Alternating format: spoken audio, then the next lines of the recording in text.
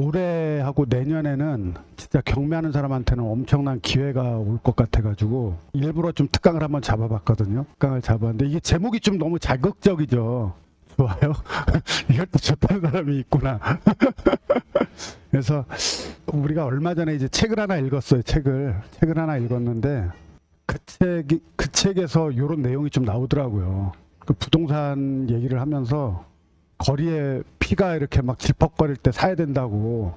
그래서 그거를 한번 따와 봤어요. 결론은요, 지금 토지하고 상가가 반값이거든요. 진짜로 반값이에요. 그래서 결론은 그냥 토지하고 상가를 올해 내년에는 해야 된다가 핵심입니다. 그냥 다른 건 없어요. 근데 이제 제가 이제 구체적으로 이제 사례하고 이런 것들 좀 말씀을 드릴 건데, 왜 토지하고 상가가 좋은지를 좀 말씀을 좀 드리기 전에 이거 하나 한번 해볼까요? 이거 우리 학원에서 요거 그 MBTI 요거 하나 만든 거거든요. 제가 그 연애원방에다가 하나 올려놓을 테니까 나는 어떤 성향의 사람인지 한번 보자고요. 이게 이렇게 이제 시작하는 거예요. 이게 MBTI 테스트. 나와 찰떡인 부동산을 알아보자.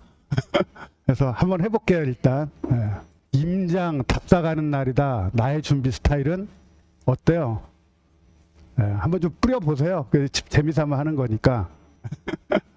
그래서 들어가기 전에 먼저 한번 해봤고요.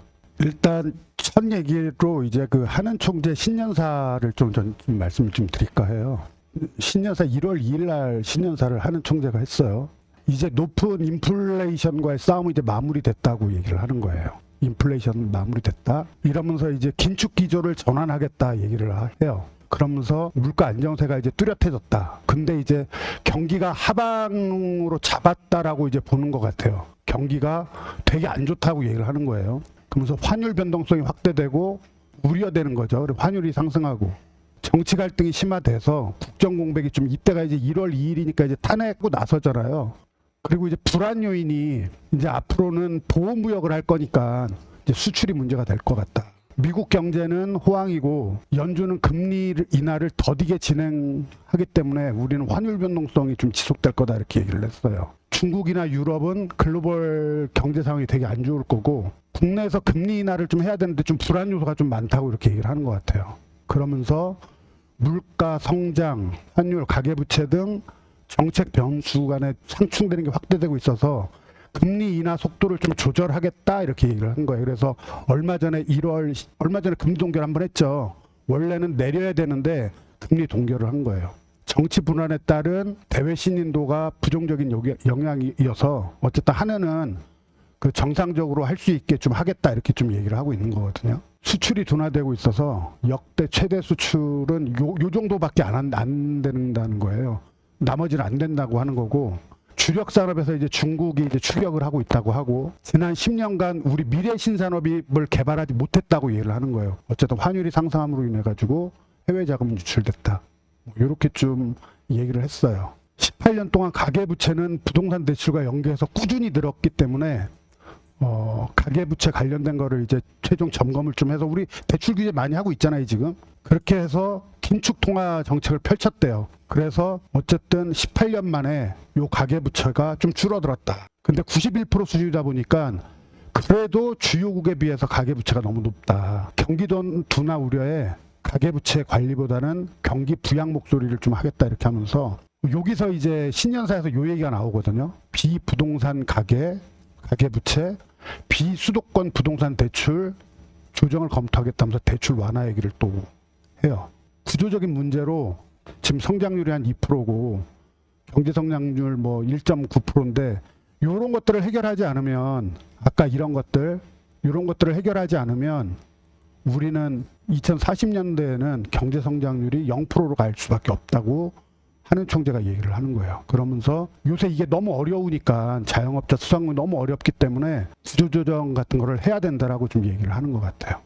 요게 맨 마지막 장에 신년사에 나와 있는 내용이거든요. 제가 한번 읽어볼게요. 올해 우리 앞에 놓여진 환경은 결코 녹록지 않습니다. 손자병법의 근심을 이로움으로 삼는다. 좋은 위기를 낭비하지 마라. 위기는 곧 기회다. 지금 그만큼 시장 상황이 어렵다는 거거든요.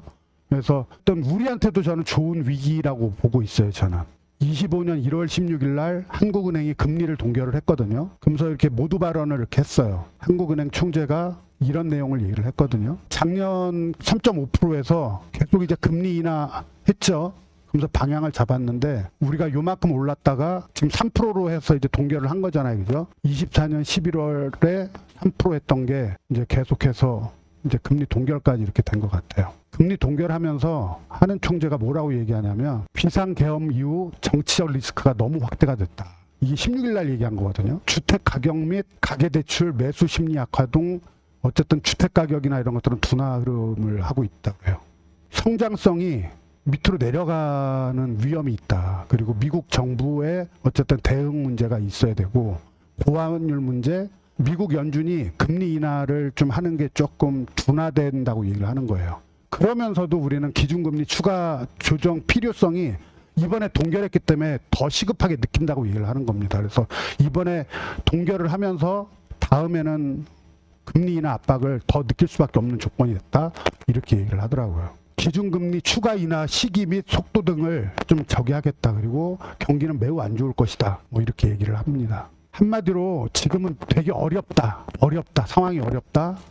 그래서 좋은 기회를 놓치지 말라라고 좀 저는 얘기를 하는 거고요. 제가 반값 경매 시대가 이게 도래했다고 보는데 요새 상가 낙찰률이 45%예요. 상가 낙찰률이 45%고 토지는 55%거든요. 근데 사실 우리 요새 상가하고 토지 잘 안 하시잖아요. 그죠? 굉장히 어렵잖아요. 그죠? 제가 경매를 한 지가 20년이 넘었는데 그 상가가 반값 45% 미만으로 떨어진 게 거의 15년 만이에요. 15년 만. 그러니까 상가 시장이 얼마나 안 좋으면 이렇게 되겠어요. 그래서 진짜 그 15년 만에 이 기회를 우리는 어쨌든 상가나 토지나 이렇게 좀 한번 뭐 검색을 하던 뭐라든 해서 좀 낙찰을 받으면 그럼 저희한테는 굉장히 좋은 기회가 온다라고 좀 보고 있어요. 제가 요거 봤거든요. 상가를 이렇게 검색을 해봤어요. 33%, 41%, 33%. 그러니까 이게 상가 낙찰률이 45%라는 얘기는 좀 좋은 애들은 70%에 낙찰이 될 거잖아요. 좋은 애들은. 근데 진짜 안 좋은 애들은 뭐 17%, 20% 이렇게 낙찰이 된다는 거예요. 평균이니까. 그래서 상가가 진짜 많이 지금 저렴하다. 진짜 저렴하다. 이건 토지거든요. 토지도 이래요. 너무 많이 써요. 너무 많이 써졌어. 제가 좀 이따 상가하고 토지하고 얼마나 싸졌는지 이제 경매 물건을 갖고 제가 말씀을 좀 드릴 거거든요. 근데 뭐 34%의 물건들이 너무 많아요. 그런데도 우리는 안 하죠. 이때가 빚내서 집사라고 했던 13년에도 이때도 상가가 50%를 안 빠졌었거든요. 근데 지금은 13년도에 단가가 54%였어요. 53%. 13년도에. 그 빚내라고 했던 그때. 근데 금융위기 다음엔 09년도에는 45%였거든요. 09년도에. 그러니까 지금 거의 15년 만에 45%대가 처음 열리는 거죠. 사실 우리 그 IMF 때 그때 막 토지하고 주택하고 뭐 이런 거 산 사람들은 돈 많이 벌었잖아요. 근데 우린 사실 그때 너무 무서웠잖아요. 그죠?